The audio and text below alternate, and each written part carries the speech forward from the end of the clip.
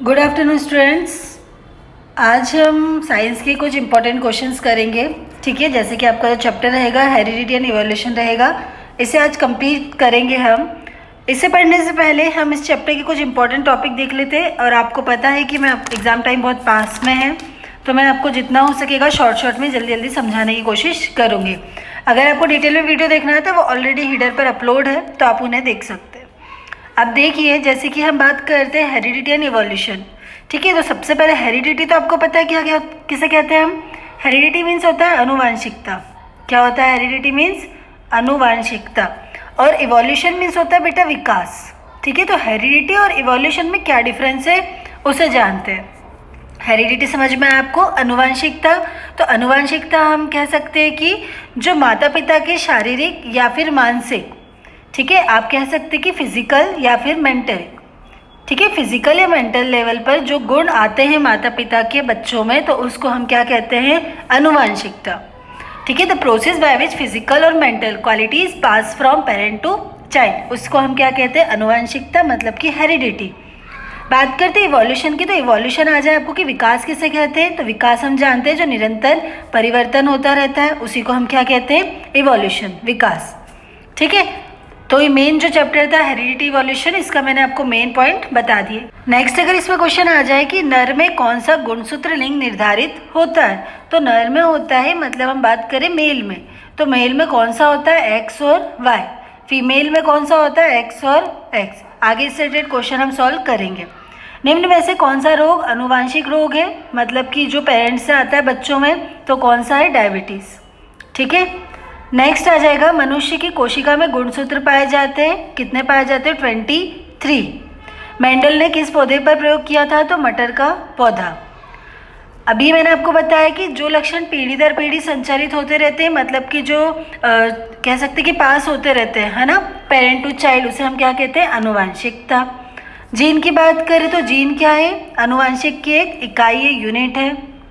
बात करते हैं कि कितने जोड़े होते हैं, तो हमने आपको बताया मानव में एक्स और वाई, जिसमें से या फिर हम कह सकते हैं कि 23 जोड़े होते हैं।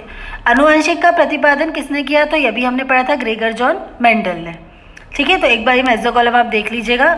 इसके बाद हम देखेंगे मोस्ट इंपॉर्टेंट क्वेश्चंस। आपका रिपीटेड क्वेश्चन है ये कि एक एकल जीव द्वारा उपार्जित लक्षण सामान्यतः अगली पीढ़ी में वंशानुगत नहीं होते हैं, क्या कारण है?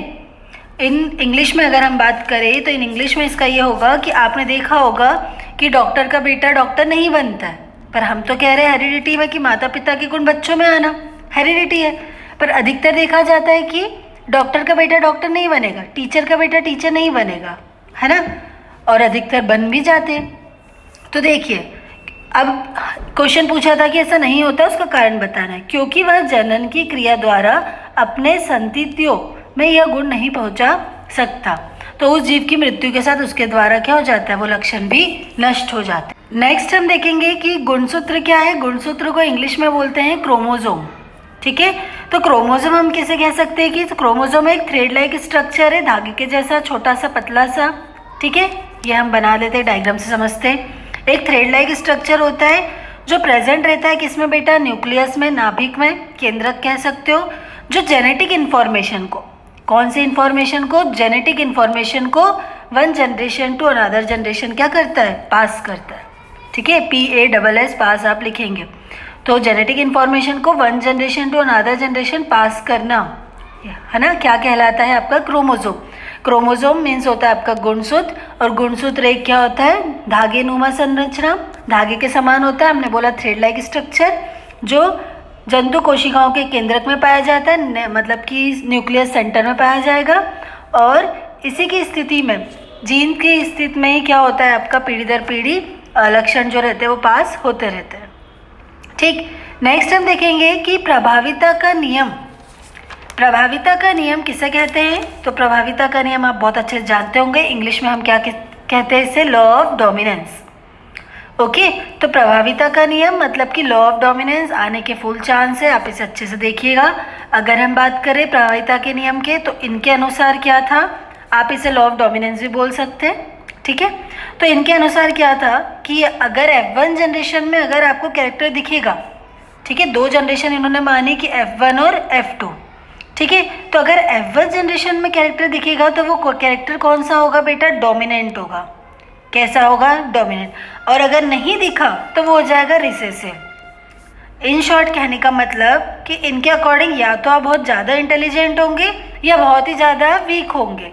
तो ऐसा तो पॉसिबल है ही नहीं, कोई भी ऐसा नहीं है संसार में जो बहुत ही ज़्यादा इंटेलिजेंट हो, और कोई भी ऐसा नहीं है संसार में जो बहुत ही ज़्यादा वीक हो। तो प्रभाविता का नियम भी गलत हो गया था, कुछ हद तक ये सही नहीं रह पाया और कुछ हद तक ये सही रह पाया। ठीक है, क्योंकि पॉसिबल ही नहीं है। आपको आया समझ में? या तो आपको कैरेक्टर दिखेंगे F1 जनरेशन में तो वो क्या हो जाएगा? डोमिनेंट। नहीं दिखेंगे तो वो रिसेसिव हो जाएगा। हिंदी में बात करें तो इस नियम के अनुसार जब विपरीत लक्षणों वाले किसी जोड़े में आपस में क्या कराया जाता है? क्रॉस किया जाता है, तो पहली पीढ़ी में केवल प्रभावी गुण दिखाई देंगे या लक्षण दिखाई देंगे, जैसे कि लंबे पौधों का क्रॉस। तो ये आप इसको एग्जाम्पल से समझो कि लॉ ऑफ डोमिनेंस, प्रभाविता का नियम क्या होता है कि अगर यदि F1 जनरेशन में कैरेक्टर दिखेगा तो वो डोमिनेंट कहलाएगा, F1 जनरेशन में कैरेक्टर नहीं दिखता है तो वो क्या कहलाएगा? रिसेसिव। एग्जाम्पल लिख सकते हो इनके अनुसार, या तो आप बहुत ज़्यादा इंटेलिजेंट होंगे या आप बहुत ज़्यादा वीक होंगे। इसके लिए ये वाला लॉ अधिकतर सही नहीं हो पाया। बात करते हैं कि मेंडल के पृथक्करण का नियम। पृथक्करण को इंग्लिश में बोलते हैं लॉ ऑफ सेग्रीगेशन। तो मेंडल का जो लॉ ऑफ सेग्रीगेशन था बेटा, वो ये कहता है कि जब कोई हाइब्रिड क्या हो रहा है? यूनियन हो रहा है। ठीक है, तो या तो दोनों मेंबर उसे क्या करेंगे? एक साथ रहेंगे, या एक दूसरे को बिल्कुल अल्टर नहीं करेंगे, मतलब उसमें बिल्कुल भी चेंज नहीं होगा। इन शॉर्ट कहने का बात अगर हम समझें इस एग्जाम्पल के थ्रू, तो मेंडल का पृथक्करण मतलब सेग्रीगेशन की बात करें तो इन्होंने बोला कि मान लो कोई ए और बी है, ये साथ साथ रह रहे, इनकी क्वालिटी मैच नहीं हो रही लेकिन फिर भी साथ साथ रह रहे। लेकिन जब ये दोनों अलग हो जाएंगे तो किसी को किसी की प्रॉपर्टी का कोई इफेक्ट नहीं पड़ेगा। ठीक है, तो बिल्कुल सही बात भी है ये। तो ये जो पृथक्करण का नियम था ये कुछ हद तक सही भी रहा। ठीक है, तो आया आपको समझ में कि ना वो कोशिश करेगा उसको सुधारने का, ना वो कोशिश करेगा उसको सुधारने का। तो ये था मेंडल का पृथक्करण का नियम। ठीक है, जीन के एक और था इसका लॉ ऑफ इंडिपेंडेंट असॉर्टमेंट, मतलब कि आपका क्या कहते हैं उसको? स्वतंत्रता, ऐसा कुछ था हिंदी में, इसको देख लेना आप एक बार। लॉ ऑफ इंडिपेंडेंट असॉर्टमेंट में क्या बताया था मेंडल ने बताया था कि जब 2 पेयर को आप डिफरेंट को क्या करोगे? कॉन्ट्रास्ट करोगे तो वो क्या हो जाएंगे? क्रॉस हो जाएंगे।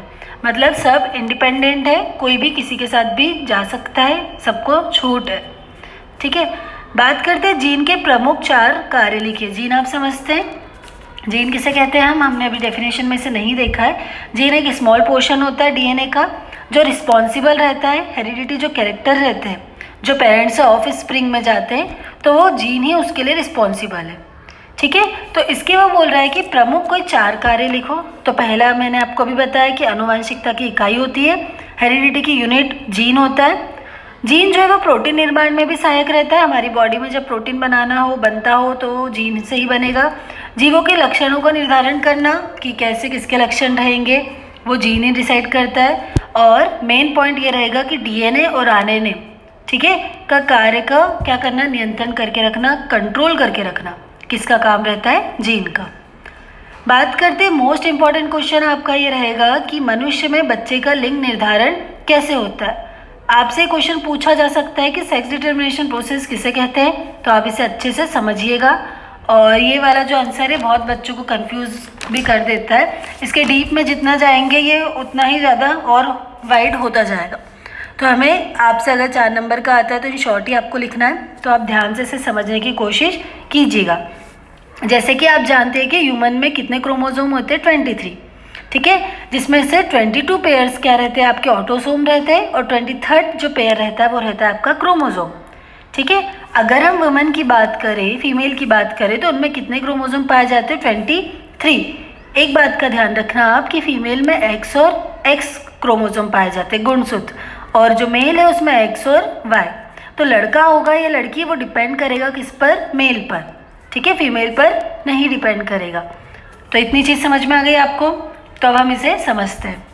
मनुष्य में बच्चे का लिंग निर्धारण नर में पाए जाने वाले वाई गुणसूत्र पर ही निर्भर करता है। बिल्कुल सही बात है, क्योंकि जो आपका मेन है, मैन में कितने होते हैं, एक्स और वाई।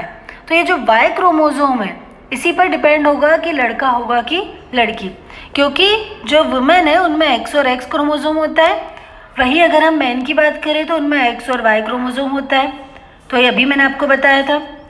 तो इस बात पर निर्भर करेगा कि पिता के किस प्रकार के गुणसूत्र प्राप्त हुआ है, कि एक्स हुआ है कि वाई।